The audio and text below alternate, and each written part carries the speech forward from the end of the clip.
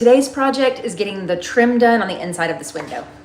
First thing that I do whenever I'm trimming out a window is determine the size of my window casing.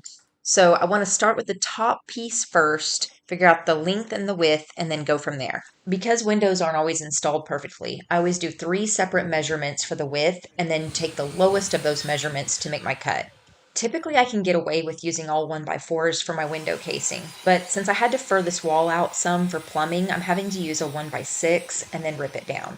I like to sand each of my pieces before I install them. It's an added step, but I think it gives a better product at the end. When I'm doing trim, I typically like to tack it up first with little pin nails.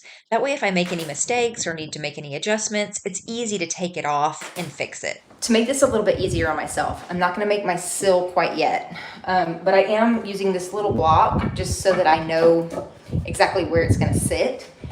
And so that'll help me get my side measurements. You want your windowsill to be sitting underneath the 2 sides. But the sides are so much easier to cut, and you have to take a lot more things into consideration when doing your sill, and so I like to do these first.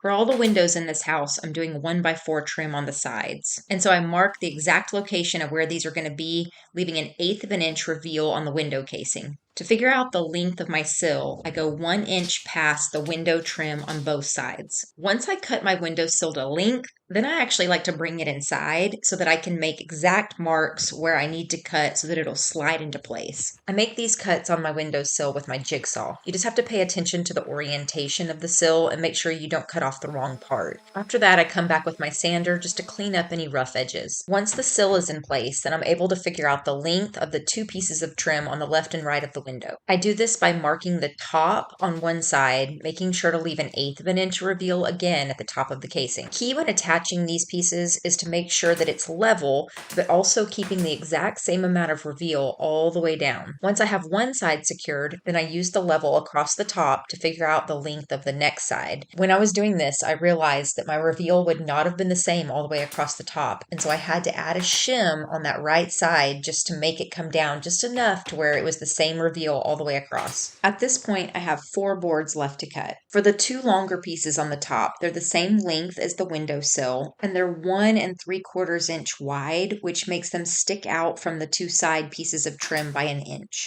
The 1x4 at the top and the apron on the bottom are both the same size. You can't really tell just by watching this video, but I'm using a laser level to help me line up all of these pieces. Once I get all the pieces in place, then I attach them really well to the wall and to each other. If everything looks good, then I come back with wood filler, caulking, and then it's time for paint. If you like this type of content, make sure to subscribe and then check back for more.